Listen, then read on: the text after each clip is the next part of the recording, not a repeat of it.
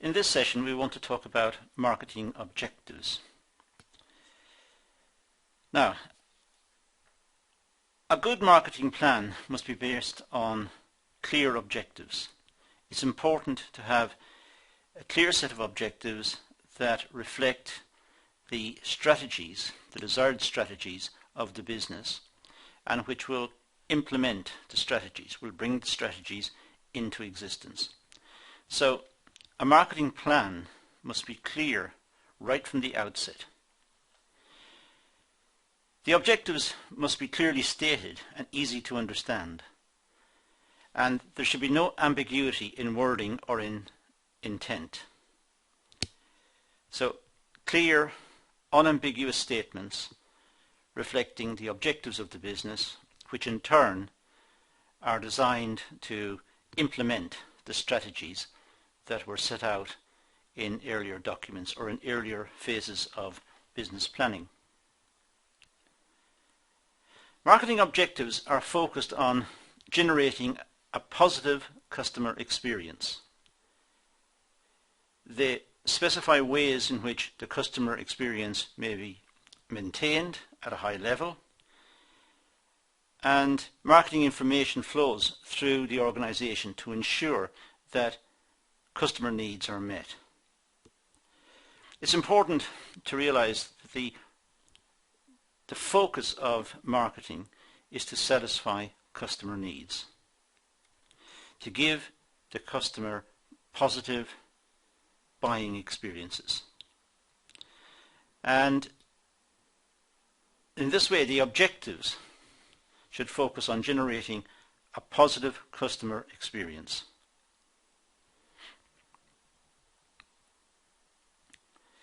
Objectives are often said to reflect or use the so-called SMART framework. And we'll talk about the SMART framework now, just to see what it means and what it does. Before I actually go through the letters S-M-A-R-T, just to have a few words about SMART itself. First of all, clear objectives are necessary for the development of an effective business plan. That's what we've already said, and it must be borne in mind. So that is important. Second, with clear and efficient objectives, individuals and teams within the organization have more focus and more motivation. So clarity in specifying the objectives, the marketing objectives, are important, or is important I should say, so that individuals and teams have more focus and more motivation. They're more focused because the objectives are clear. There's no ambiguity, there's no confusion about the objectives. The objectives are clear, and that will lead to a more concentrated approach on behalf of the marketing professionals within the business. Now, the SMART objectives help to promote consistency and efficiency within the organization. In fact, the SMART word, each letter, as you can imagine, stands for something. The SMART word is just a neat way, a clever way of bringing all of this together so that it's easy to remember. So let's have a look at the SMART framework itself. Well, the first letter we meet is S, and S stands for specific. The organization's objectives should be clearly stated. They should indicate what the organization wants to achieve. So they should be specific, not generalized, and not even aspirational in the sense of to be achieved at some future date. These are specific objectives that needs to be focused upon by the professionals within the organization, the marketing professionals, whose task it is to implement the objectives and to try to help to achieve the strategic ends of the business as is set out in the planning framework of the business. The second term, M, is measurable. The objectives should be capable of measurement. This should enable the organization to measure the success or otherwise of its processes. Ideally, measurement should be quantitative. If the objective is to increase sales by 10%, that's measurable. If sales actually increases by 7%, there is a shortfall. And that may be then looked at to see why it was less than what was planned and what happened. And if it was more, if it was 20%, then it could also be looked at to see what was it that caused the overshoot. In this case it's very positive, but it may want to be duplicated or replicated right throughout the market. But ideally, the objectives should be measurable. Next one is achievable. This is the A term. If the objectives cannot be achieved, they're not really objectives. They're aspirational statements. Objectives should be achievable. If they're not, then it means that the staff have been set objectives which are unrealistic.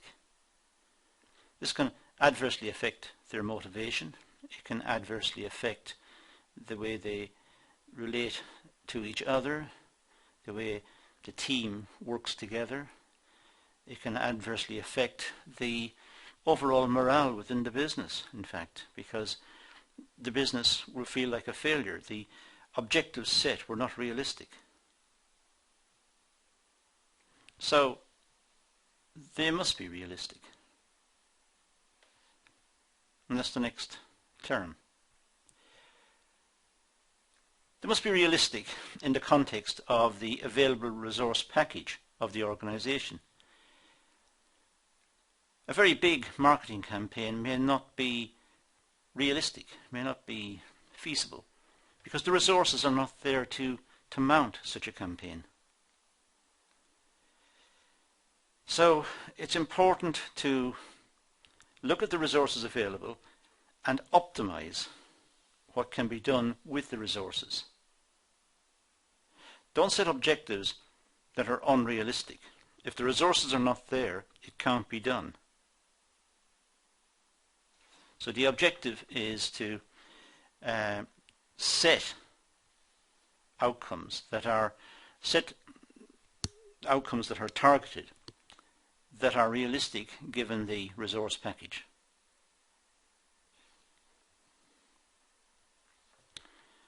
T for time. Objectives need a deadline, otherwise they may drift in time and cause a lack of morale.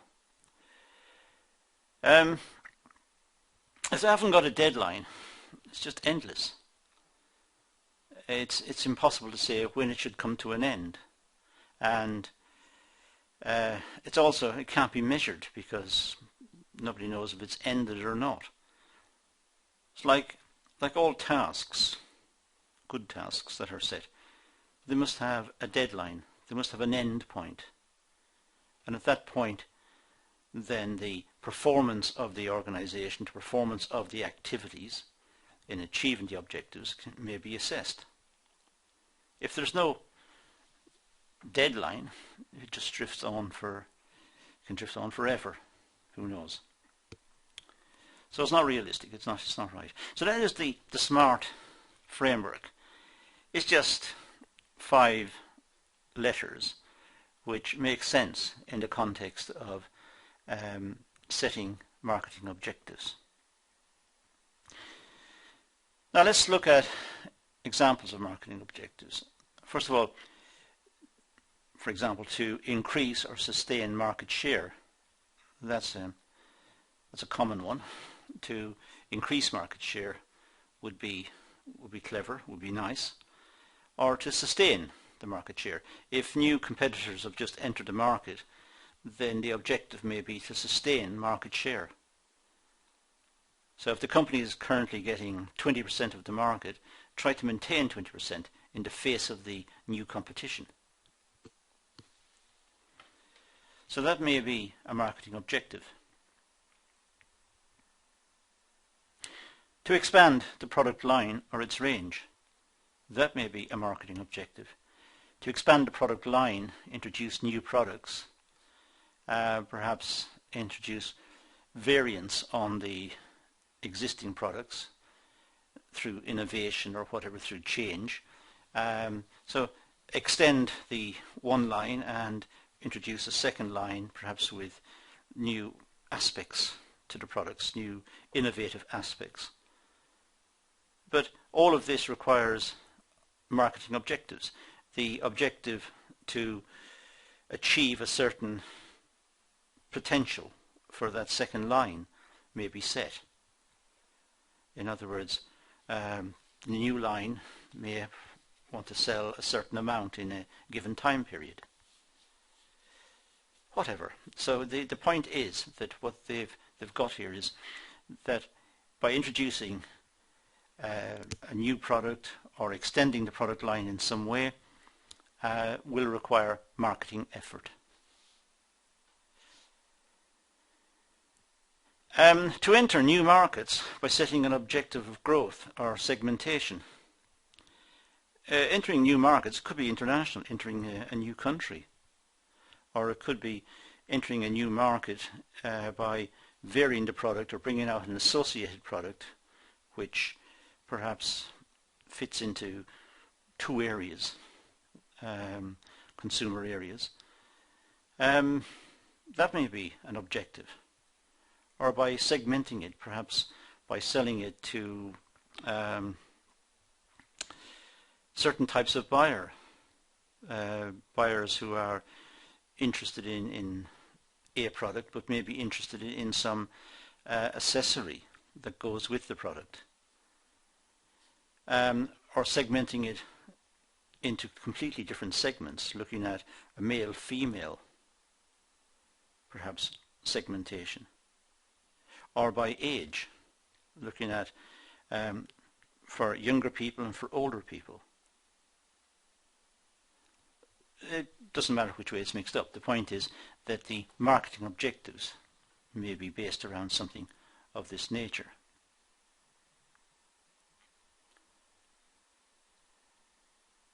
It may also be the case that they wish to develop and promote the product brand image, to promote the brand awareness. Branding a product, creating the name and associating the name with quality and with perhaps some high-end part of the market, that may be an objective. So moving the existing products into the expensive, more exclusive end of the market, that may be one of the marketing objectives. So there are many objectives that can be followed. Depends critically on what the management and the marketing professionals say is possible given the resources available to implement the objectives.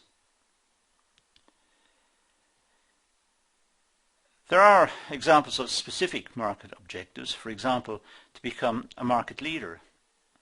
Now that may be a straightforward marketing objective. Become the market leader, become the number one in supplying this particular product. If there are several competitors in the market, then outsmart the others and become the leading market supplier. The objective may be to increase sales, just increase sales. So look at the existing sales and add a percentage, add on an extra amount, which is feasible. It's realistic in the smart context. And it's also feasible given the resource package to do this, given the marketing budget that's available, see if sales can be increased, and also profits. In other words, by holding the price, just increasing sales through effective marketing. To increase the customer awareness of the product. Perhaps some customers are not aware that the product exists or what the product can do. So arrange events to show off the product, to demonstrate the product, to show what it's capable of. That may be a specific objective. And similar to the one I mentioned earlier, create a strong brand loyalty in the customer. So the customer likes to buy that particular brand. And there are many examples of this in supermarkets. People may buy a particular detergent because they're loyal to the brand. They've always bought that and they will continue to buy it. That's brand loyalty, and to maintain that brand loyalty may be one of the objectives of the marketing plan. Now, the constraints on marketing objectives. Marketing objectives may be constrained by a series of issues. For example, there may be some internal. For example, capital. The objectives must be realistic. It's pointless, as I said earlier, to have a set of objectives that can't be financed. They can't be implemented because they can't be financed. The resources are not there to do it. So it should be the case that that constraint is recognized from the start. Resources are scarce: capital, time, expertise. So it's important that in designing business objectives, in setting out the business objectives of the for a given product, that the resources available match the objective, that it is realistic. Back to the SMART framework again, but this should be realistic. And the objectives must be consistent with the market power of the organization. If the organization is small, then setting very elaborate marketing objectives may not again be realistic. If the organization is small, perhaps the marketing objectives should be tailored accordingly. They should be small, but they should enable the business to grow, perhaps, and that's it. So through growth, the marketing objectives may expand. But from the start, the marketing objectives should be consistent with the size of the business. For a start, if the marketing objectives were highly successful, the business may not be able to produce enough to meet the extra demand, which would lead frustration amongst the customers and perhaps a loss of sale and damage to the name of the business. So, just to be realistic. Next are the external, well, competitive rivalry. Competitive rivalry may curb the freedom to set objectives.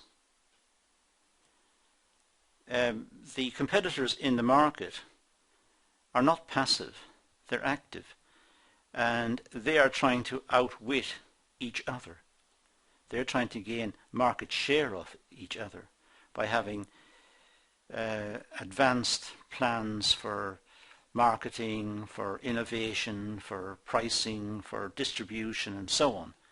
So they have perhaps quite sophisticated plans, and that may be a big constraint on any organization. They're not working alone. They're working all the time looking over their shoulder at what the competitors are doing. And also, customer demand may vary for a variety of reasons.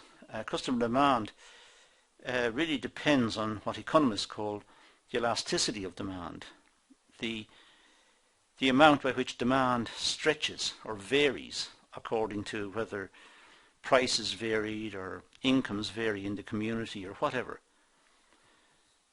But demand may vary for a variety of reasons. It could be that